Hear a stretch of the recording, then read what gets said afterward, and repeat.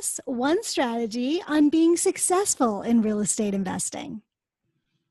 Wow, my list goes on and on. But one thing that I would say is to have integrity with yourself. Take care of yourself.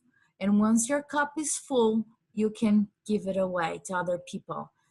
What I mean is that sometimes we say yes to a lot of things and we put ourselves at the bottom, right, of the list. And sometimes it's not even there. So what I say to be successful is that by taking care of yourself, you will be able to do multiple things and more things and help more people if you are full.